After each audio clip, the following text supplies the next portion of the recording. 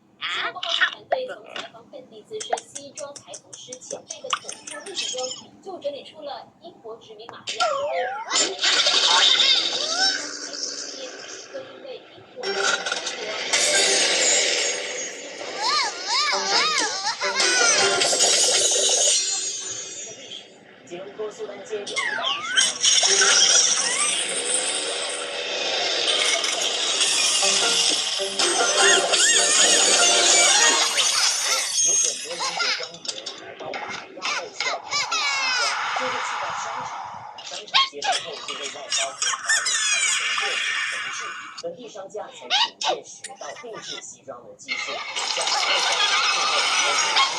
将要去英国留学和受训前，都会定制一套西装带去英国，从此就开启了本地人穿西装的文化。百年西装系列报道第1集，让我们跟着记者庄文杰和刘胜明的镜头，去听听这家100年老字号洋服店的故事。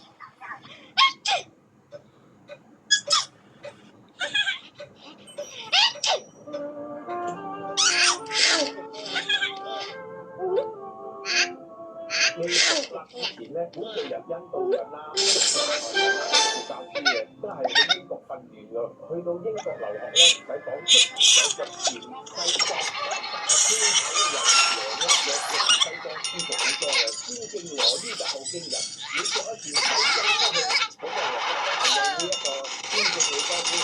我當自己家的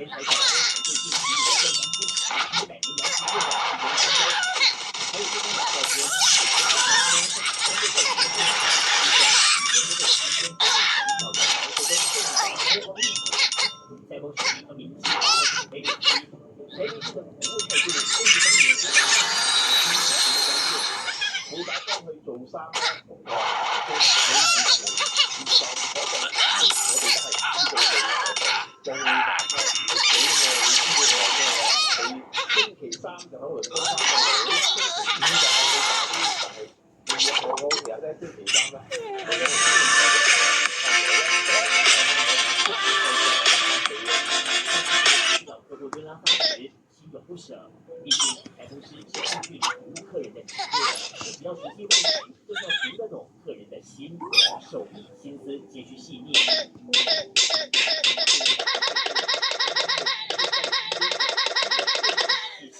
在故事的最后呢，激昂落落，清明啦，有電腦啊嘛，開始咧電腦嚟睇到印埋個資料出嚟，正去個台房度，如果咁樣做俾埋公仔我哋睇啊咁樣，太陽落咗山啦，明天咧再會起翻太陽。最緊要係有人要着，就有人去做啊！